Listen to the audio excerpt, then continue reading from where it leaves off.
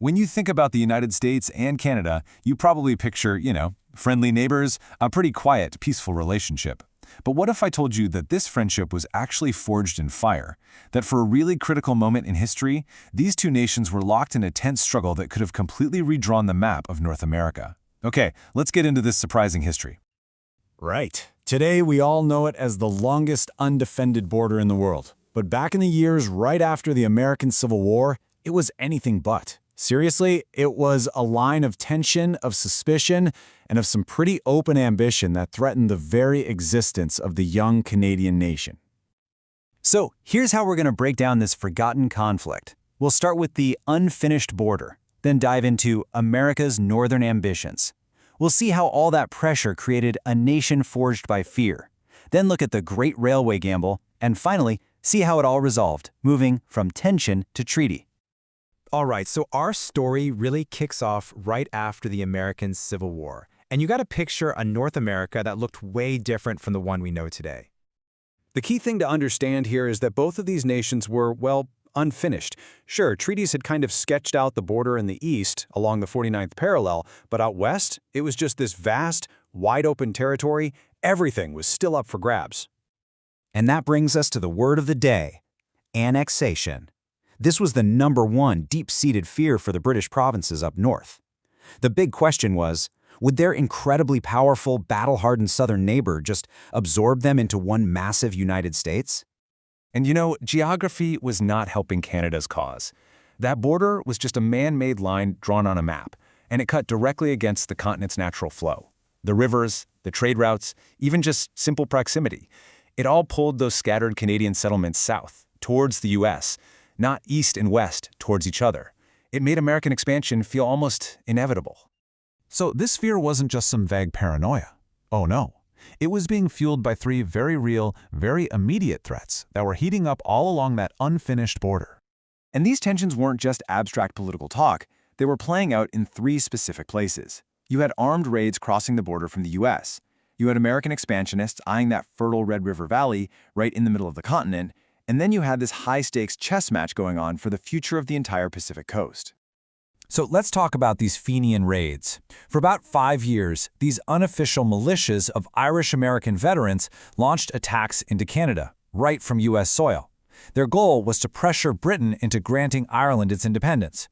Now, this wasn't official U.S. policy, but Washington kind of looked the other way at first, mainly because it had its own problems with Britain. But for Canadians on the ground, it felt like a full-blown invasion. Then came this brilliant bit of geopolitical pressure. What everyone later called Seward's Folly, the purchase of Alaska, was absolutely no folly at all. The Secretary of State, William Seward, saw it as a way to literally sandwich the colony of British Columbia between American territories. The thinking was it would make its eventual absorption into the U.S. seem unavoidable. But all of this American pressure had a completely unintended consequence. Instead of breaking the Canadian provinces apart and making them easier to pick off one by one, it actually forced them together. This constant fear became the very glue that would build a new nation. I mean, this quote really sums it all up.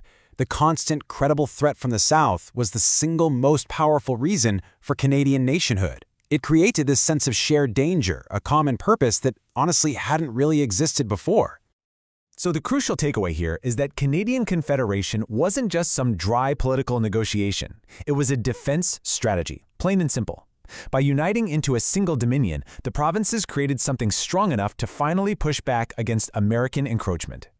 And that brings us to the final, and maybe the most dramatic, showdown in this whole story, the fight for the Pacific coast. The fate of British Columbia would decide everything, whether Canada would stretch from sea to sea or just be a collection of provinces stuck in the east. So put yourself in British Columbia's shoes for a minute. Joining the USA made all the sense in the world, geographically and economically. I mean, they were right there.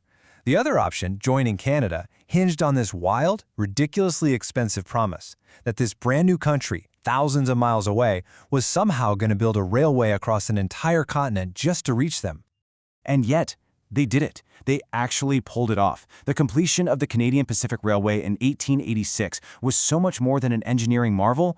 It was the final stitch that bound the country together. It physically and symbolically connected British Columbia to the rest of Canada, and that pretty much ended America's dream of dominating the Pacific Northwest. Okay, so the physical border was now secure. But to really build a lasting peaceful relationship, they had to deal with the toxic diplomatic problems that have been simmering between the US and Britain for years. And at the root of all this bad blood were something called the Alabama Claims. See, during the Civil War, Britain had allowed a Confederate warship, the CSS Alabama, to be built in its ports. The U.S. argued that Britain was responsible for all the damage that ship caused, and they wanted to be paid back. This whole dispute had poisoned relations, and it's why the U.S. had tolerated those Fenian raids for so long. The breakthrough finally came with the Treaty of Washington in 1871, and it was really a package deal. The Alabama claims were sent off to a neutral international group to decide, which immediately cooled things down between the U.S. and Britain. That, in turn, calmed the situation along the Canadian border. And, this is a big one, it set a powerful new example for how to settle major disputes peacefully. In the end, the tribunal ordered Britain to pay $15.5 million to the United States. It was a huge amount of money back then, but really, it was the price of peace. With that payment, the last major source of hostility between these world powers was finally put to bed. And so, just a couple of decades after being right on the brink of conflict, the border transformed into the symbol of peace and friendship that we all know today. But it wasn't a given, right? It was an outcome, one that was earned through fear, ambition, and one heck of a political gamble. Which really leaves us with a fascinating thought to end on. It makes you wonder, doesn't it? If it wasn't for that one, seemingly impossible promise of a railway across a continent, how different would the map of North America look today?